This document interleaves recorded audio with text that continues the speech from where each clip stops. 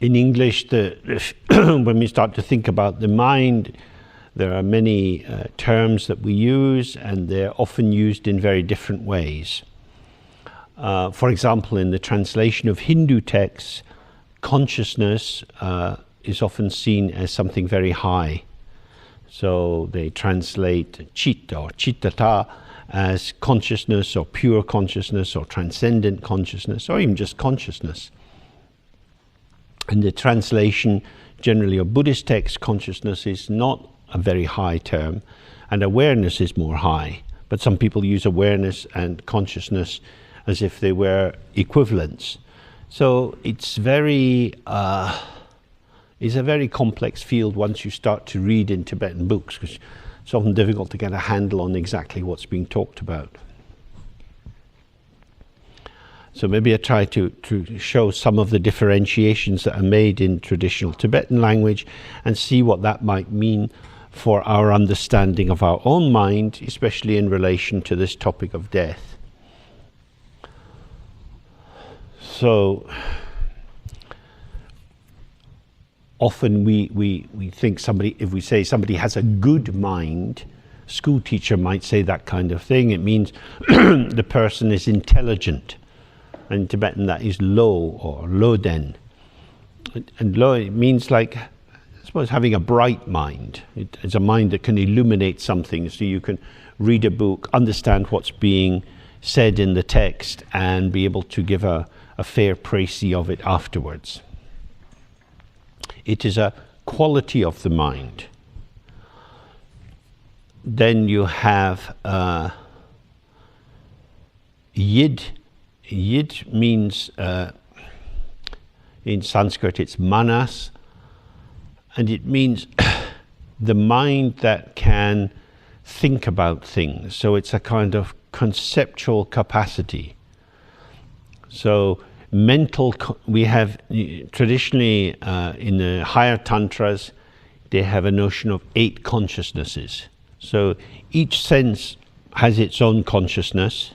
That is to say, you have a sense organ, and you have a sense object, and you have a sense consciousness. So you have 3 of things with each sense. So my eyes don't smell, my ears don't taste. Each sense has its own particular areas of operation and picks up these objects. So I have eye consciousness, which means that when the object outside comes in contact with the eye organ, the sense organ of seeing, there is a registering which is taken hold of by the Mikki Nambrashepa, the consciousness of the eye, which brings a formation of about what is seen. And the same happens with the other 5 senses. These then feed into a kind of organizing headquarters, which is Yidki Nambrashepa, the mental consciousness, which then brings these streams of information and comes to some kind of conclusion about them. So our consciousness lets us take hold of something by formulating there is something to take hold of, and then describing what has been taken hold of, and then looking in the direction of what are the consequences of this apprehension. So I see a car coming very fast down the road towards me. I look again and I think I need to jump out the way because this guy's nuts. So I'm not only seeing, but I'm interpreting, and the interpreting is feeding into a organization of energy. So that's what this mental consciousness does. It formulates, it brings about a rounded picture which then acts as a springboard. Need to act, don't need to act.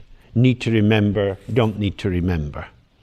So when we're going through the world, we formulate very quickly, in an almost subconscious ways, many impressions of what's arising, but most of it, we just let it go. You don't need to hang on to it. You don't need to remember the sequence of the colors of the car on the road. Some kinds of personality orientations lead people to do exactly that. They become obsessionally attuned to patterns which for other people would have no meaning at all, but are reassuringly graspable for people who have a certain turn with some kinds of Asperger's and so on. Then we have SEM. Sometimes SEM, which also means mind, is used as like an honorific for Yid, but basically it means a broad spectrum mind.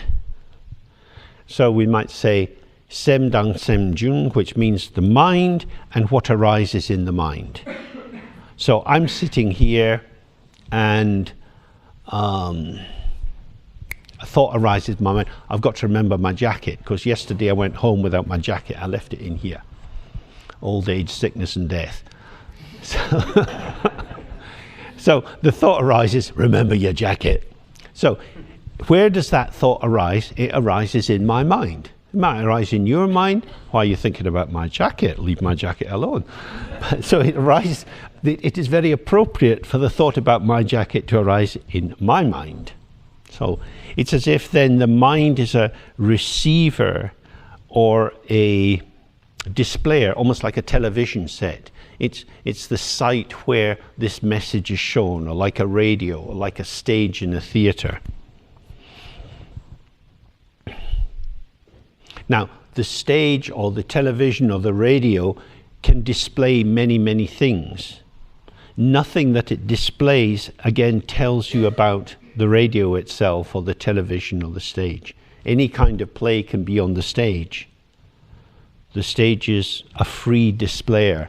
So many things arise in our mind, but when I think it's my mind, I become unsettled of what is if the things that are arising in my mind seem unusual, scary, dangerous, inappropriate. I think, whoa, something's wrong here. This isn't like me.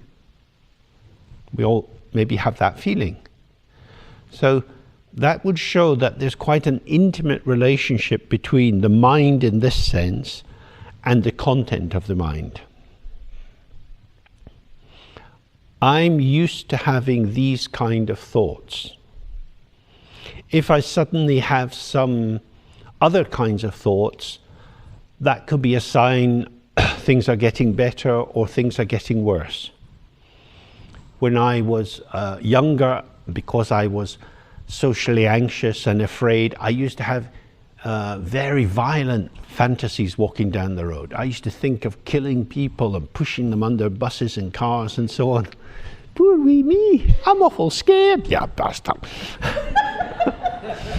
So this is not an uncommon thing in the royal domain of Glasgow.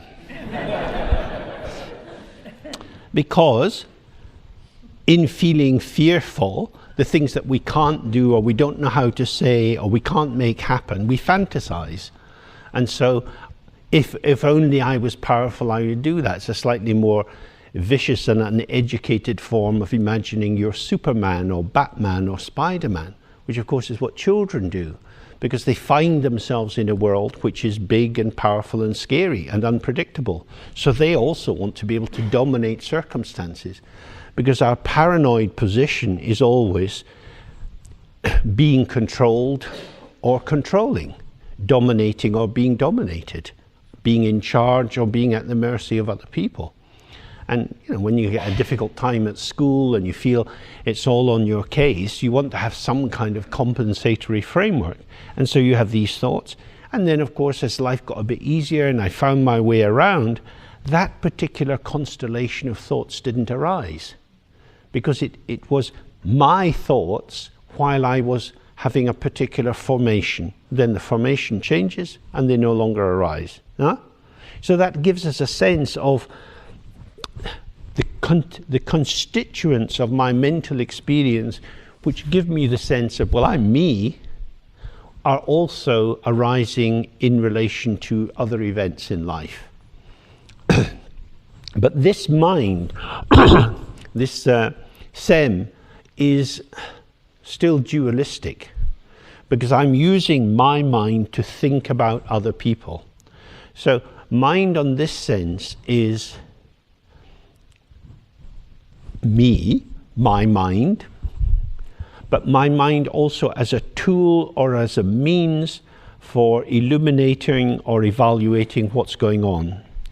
But it's evaluating it in relation to me, my likes and dislikes. So I go into a bookshop and I'm scanning along for the books that I like or don't like. I couldn't imagine reading so many of these books. Why would anybody bother? But I really want to get that one. So the mind in this sense is the means by which we generate and manifest the particularity of our identity. Does that make sense? So say, for example, you got to run for the train and you just nip into W.H. Smith's and you grab a magazine, you get on the train, you think, what have I got? I picked the wrong one. That would be tragic, wouldn't it? And then you got 2 hours ahead of you and you got, I don't know, practical beekeeping. You can't get into it. There's a lot of pages in the magazine, and someone probably thought, the last copy's gone. Who would have taken practical beekeeping? That's my magazine. But now you're stuck on the train. It's a magazine, freely available, no secret locks on it, but you can't get your mind into it. That's where we have the notion of a personal mind, isn't it? This sort of formulation of our mind tells us what clothes we can wear, what foods we eat, where we might go on holiday, what we would regard as a holiday. So some people's minds say lying on a beach is wonderful. Other people's minds would say, no way. What am I going to do lying on a beach? Why would you do that? I want to walk in the hills or go and see the archaeology or this, that or the other. So this is my mind as me. So this is our normal starting point. So what we've been looking at here is that my mind as me as the patterning of the reflection in the mirror. It is patterned, it is specific and developed through time, through our editing, our adopting and rejecting of the open potentiality of the world. We become accustomed to making particular kinds of choices, and these choices then get massaged into us as it feels like me. This is me, because this is what I do. I always do this, and I like being like this. And if I'm able to repeat this pattern, I'm confirming the continuity of me. Does that make sense? So most people have certain kinds of rituals that they have in their life about how they prepare some kind of food, or they've got to tidy the house, they'll start in a particular order or whatever. And it's just sequencing and patterning that gives a shaping. But these are all to do with process. They're the unfolding of particular patterns of energy. They're not the empty mind or the open mind or the mind of awareness. It's not that we've got 10 different kinds of mind. It has to do with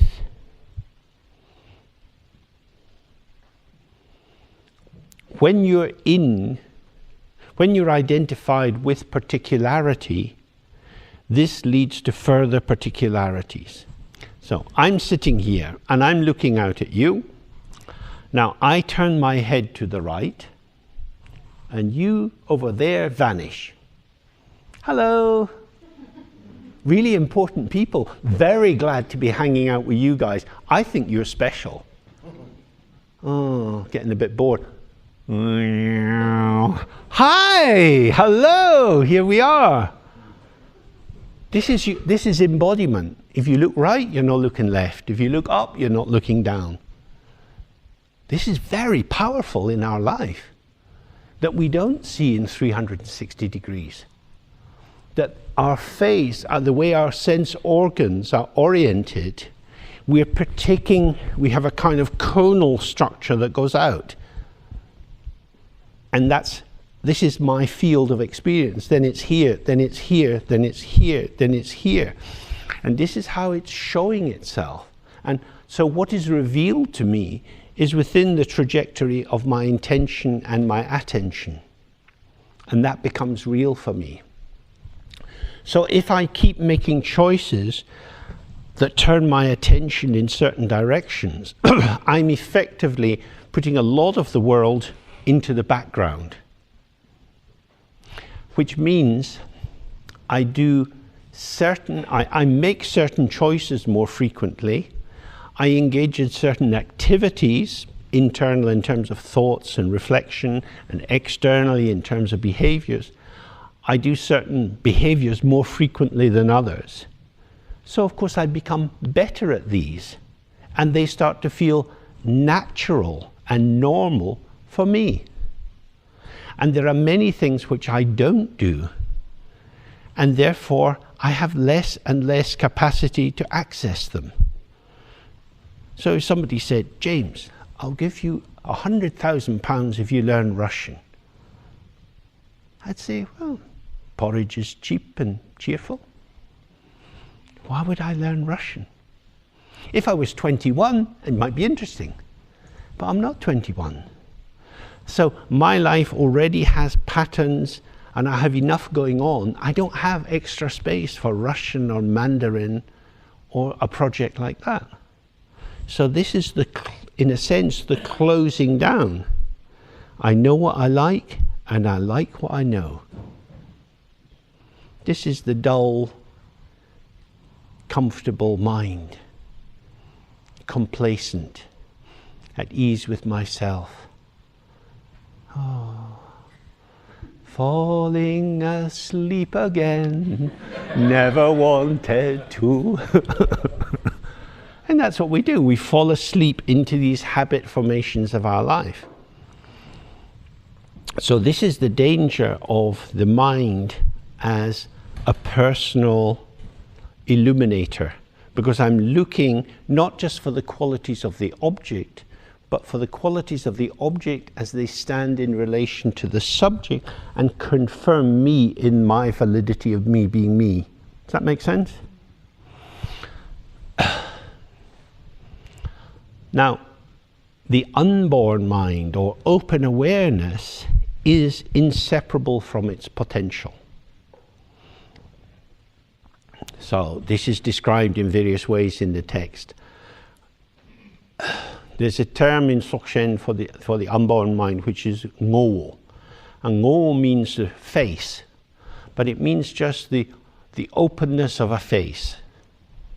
And this face has the quality of being present, which is rangjin, which can, in this sense, means complexion. So your face has a complexion. The complexion shows the health hidden in the face. It's as if the secret of the face shines out through the complexion because somebody looks healthy or not healthy. Then, shining further through that, you have tukje, which often means compassion, but here means really the precise expression of the face. So if you're going to make contact with different people, you approach them in different ways. You maybe talk about different things. You try to find a way of making contact and getting on a wavelength with them. And that's compassion as it comes into the world. And that's demonstrated through how your eyes are, the shaping around your mouth, showing an availability. And you can see that in most people, if they go up and they see a little baby in a pram, their face is immediately altering. We have a baby-oriented face. It goes much softer. You don't stare at a baby. You can just look very gently. The baby looks out, oh, it all goes very soft. So that is compassion. That is to say, or in Dzogchen idea, it's more like co-emergence. I come into formation with you. So you and me together make this being with baby look. You and me together manifest as this being in love look, or being enemies look, or whatever it would be. There's a quality that manifests together, but that manifests out of the face. So you have the open potential of the face, the complexion, which is the beginning of the manifesting of the potential of the face, and then you have the specific arousal of the potential of the face in the gesture. So these are the three aspects of how the mind manifests, and they're pretty much a parallel for the three kayas of Dharmakaya, Sambhogakaya, and Nirmanakaya. Because the mind is empty, and it's radiant, or it has clarity. Clarity means that everything is revealed at once, and then inside that we move. Now, you could see that if my mind is not relaxed and open, if I'm kind of caught up in something, I'm concerned about something. So I don't have access to a panoramic potential. I'm organizing myself towards my particular concern, yeah? And that then leads me into an activity coming from me towards the object of my concern. Does that make sense? So I've blanked out a lot, not just of what's out there, but what's in here, because I'm over-mobilized. So this is how ignorance functions in the world. It starts with the foreclosure of there being something to protect. What is it we're protecting? Me. And who are you? Well, let me tell you. Off we go in our narrative. But who is that? When you're trying to actually find the unchanging form of that I, we find that it's empty. I am hot, I am cold, I am tired, I'm enthusiastic. I functions as a kind of doppelganger, as a kind of mystical twin for open awareness. Because open awareness has no form, no shape, no color, and thereby is able to show everything like the mirror. But I is the same. Oh, that was good. Had it up to here. No, no more. No, that was fine. That was lovely. No, thank you. Cake? Oh, well, don't mind if I do. How is that possible? Huh? Because I'm full stands in relation to what I can see on the table, and I've had enough of that. But now something else is arriving, and I'm arising fresh. Huh? So a self-definition is situational. The I which was full is now got a little bit of space. So everything we say about ourselves is true and a lie. It's true situationally, and it's a lie in that it's not really true, because it's just situationally true. If it's situationally true, it means that the determinant of what I feel, is not inside me. When the chocolate cake arrives on the table, somehow I can miraculously eat some. But I was full. So my fullness, which was me feeling full, is destabilized by something outside myself. I'm reconstituted in terms of my topology, my shaping, my potential, according to what's displayed. Does that make sense? So this is why we are unreliable creatures, because we form and reform in dialogue with the situation. The ego subject cannot be relied on. So in the Tantric tradition, we say there are 8 forms of Padmasambhava. Which is the real form? We didn't have a real form. The truth of Padmasambhava is the Dharmakaya. It doesn't have any form at all. He shows different forms according to circumstances. He shows millions of different forms. In fact, everything is a form of Padmasambhava if you're in that practice. There is no defining form of anything.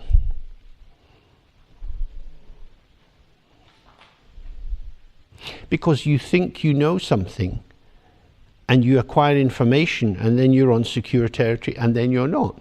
So for example, we have tomatoes and you get different kinds of tomatoes. You get big buffalo tomatoes and wee cherry tomatoes and so on. But generally speaking, the mark of a tomato is when it's ripe and ready, it's red. And then you go to Spain and you go in a restaurant and they give you green tomatoes because that is their speciality. A tomato which is ripe when it's green.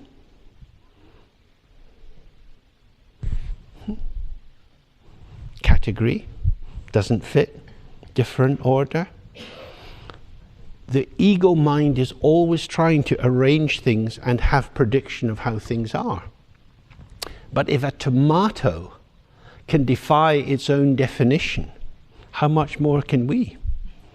We are always slipping out of however we are defined.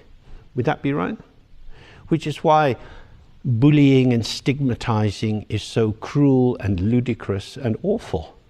Where somebody, especially like in a school situation, people start laughing at a particular child because they've got their number. And it's unbelievably cruel because subjects cannot be reduced to a definition. It is the death of the subject if somebody knows exactly who you are. Somebody can sum you up. So our freedom is our freedom to be fickle, to be changeable, to change our mind, or rather for our mind to show another modality of the ever-changing permutations of I, me, myself.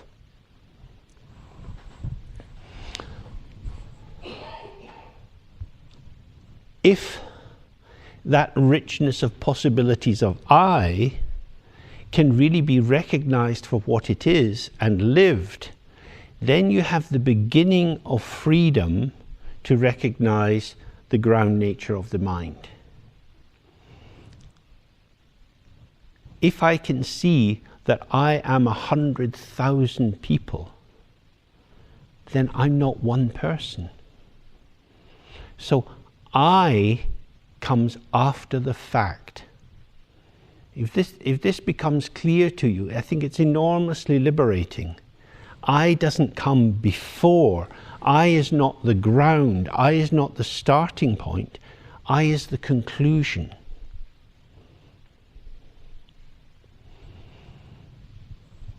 I like, I don't know, whatever I like. I like fresh goat's cheese. Maybe, sometimes, depends. Whatever we say about ourselves will be circumstantial. So, how could I define myself in relation to anything when it's always variable with the other? So, the world and me sometimes are fond of cream cheese.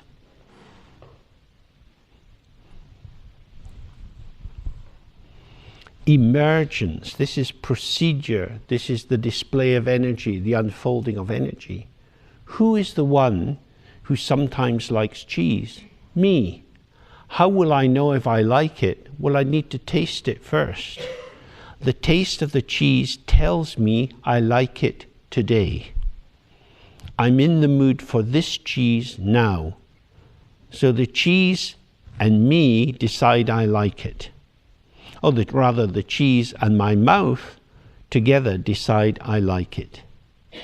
The conclusion, I like this cheese, is a conclusion after the fact of tasting it, because I couldn't tell just by looking at it.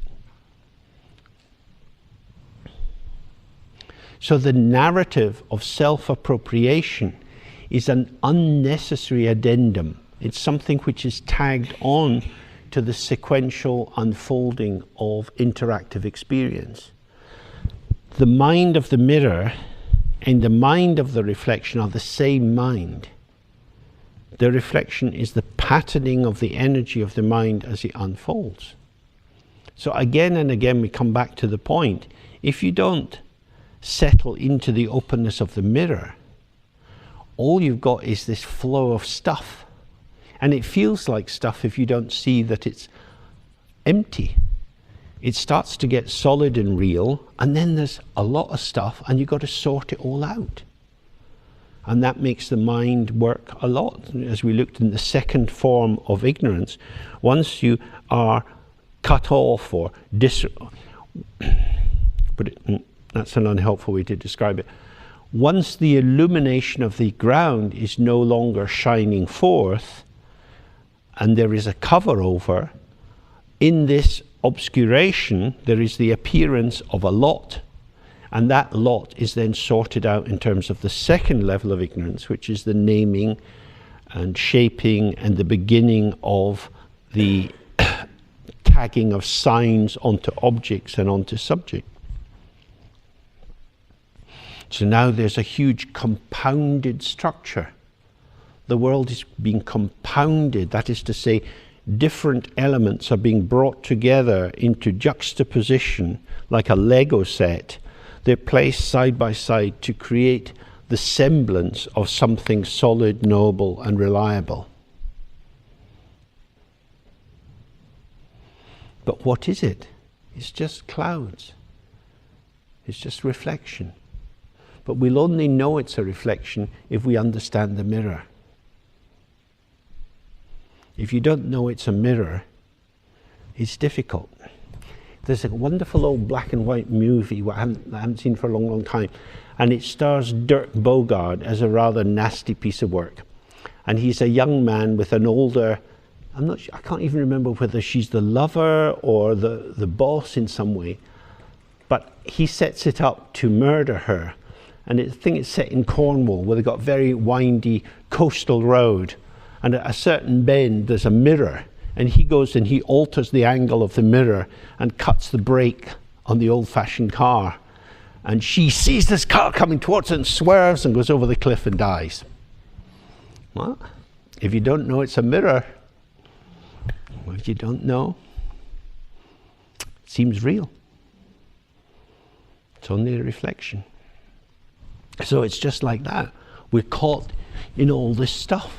And so the more stuff there is, the more we work harder to make sense of it and sort it all out.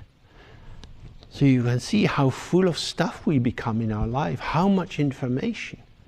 You don't think how many choices you have for people to supply your water, your electricity, your gas, important decisions, who is providing your telephone, your broadband. As a consumer, you have a right to choose. That right to choose is an abuse. I don't care who provides the water. It doesn't interest me. As long as it's water, it's wet, that's fine. But we are pulled into making important decisions which are meaningless to us. In terms of the product, one kind of supplier of electricity is not giving you a different kind of electricity. So in that way, we become cheated into more and more mental activity to manage things which don't need to be managed, all presented as if this is empowering you as a consumer. And how many hours a year are spent working out all these nonsense things? Because each supplier does their billing in a different way, so how could you work out whether it's value for money or not? Huh? When I was at school, we had to learn this poem, He Fell Among Thieves. I don't know if you had to learn it as well. It's exactly like that. You fall among thieves. They take you over, they rob you and beat you up and then give you a bill for it. So, all of this is to observe mental activity. Mental activity, what is it? Two answers are possible here. And this is what differentiates the practice of Dzogchen and some aspects of Mahamudra from other Dharma paths and from our general life. If you want to know what something is, you find out what it's called, the noun, and then you find out what its qualities are and you elaborate. That's normally how we proceed. What is this? It's an orange. Oh, is it sweet or sour? This one's quite sour. Oh, is it a marmalade orange? Yes, it is. Oh, very good. So you get the noun, you get the qualifiers and the modifiers. And most Dharma understanding operates on that basis. The mind itself cannot be apprehended by nouns because it's not a thing. It's not amenable to capture in any way. So, what is the mind? You cannot see the mind, you cannot find the mind, you cannot buy the mind, nobody can give you the mind. It can't be pointed out by anyone because it's not a thing to be pointed at. The mind is here now. The mind is the ocean that you swim in. Just as the clouds move through the sky, our thoughts, feelings, memories are moving through the open clarity of the mind itself. So, if you want to find the mind, then you have to be the mind. You have to be the openness which invites the free movement of all the possibilities of energy within the mind. So this is the most important thing. And if we relax into that, then death is not such a problem. But if you identify aspects of the mind, your memories, your thoughts, your intentions, if we say, in this and all my future lives, may I remember the vows of a bodhisattva and work for the liberation of all beings. That's very nice. But it's a sequence of words forming sentences, forming an intention. It's completely dualistic. There are other sentient beings and I'm going to work for them. How will I work for them? Will I work for a butcher by sharpening his knife so he can cut the throats of sheep? Would that be a bodhisattva action? It would make the butcher happy, and it might make the sheep a bit happier because at least the knife's sharp. How do you help people? What is it people want? Can you ask them what they want? Can you give them what they want? Jesus said, "Forgive them, Father, they know not what they do." So how will you help people? They don't know what they want, they don't know what they do. Oh, we'll decide for them. We'll take them to Dzogchen. Only one brochure. Dzogchen Holidays, the Pure Land of Amitabha. It's very, very nice. Excuse me, are there not some other brochures there? Couldn't I go to Zangdo Paori? I hear it's quite nice too. Could I have 2 weeks in Zangdo Paori and 3 weeks in Dzogchen? Would that be all right? So in Dharma, there's many, many possibilities of creating mental chaos. The main thing is, what is your mind? Is your mind a what? You have a mind. It's with you all the time, day and night. When you're happy, when you're sad, when you're busy, when you're lazy, when you're contented, when you're confused, it's always available. Because without it, you wouldn't be contented or confused, happy or sad. So you don't need any special help to find it. You just need to hang out with it and spend time with it. But if you devote yourself to thought production, memory control, and all the intentional products of creating edifices, life will go by and you will die. And the ground or the basis for all the experiences you've been through will not be available to you. So this is the central point of the Dzogchen understanding. Don't be deceived by your own mind. As some of you know, my own teacher, Jimmy Drigson, very often said about himself, he said, "I am liar number one, cheater number one."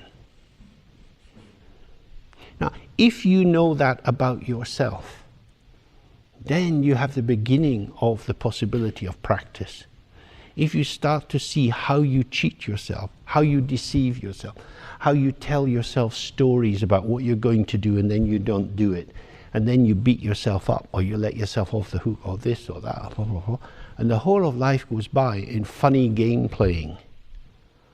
Just don't judge, but observe. Then you see, oh, my cheating mind. And I cheat myself with illusions. Because what I cheat myself with is something which arises and dissolves and passes. And then it's gone. I turn illusion into delusion because I believe that the illusion is real. But the thing about an illusion, it's like Janus. It's two faces. It faces in two directions. I'm here and nothing's here. The mirage, here, not here. Nothing there, here, here, not here. So that's us. We get cheated by things that are not there, yet are there. But what we have to do is to tilt towards emptiness. Form is emptiness, emptiness is form. We're tilted towards form. Everything in our education has been consolidating, making more dense, more intense. But it's illusion. It doesn't mean we don't have to do it. If you've got kids, you've got to help them with their homework, get them to school and all that. Keeping a life on the roads is a whole sequence of activity. But activity is the dynamic, playful unfolding of the energy of the mind. It's neither nothing at all nor something very real. It's the middle way. So that's the main point. Okay, so maybe we do a final sitting for today, because we have to end a little early for these people coming, and then tomorrow morning we meet and we do some more practice, and any more particular questions you have around death and how to bring this understanding into that situation.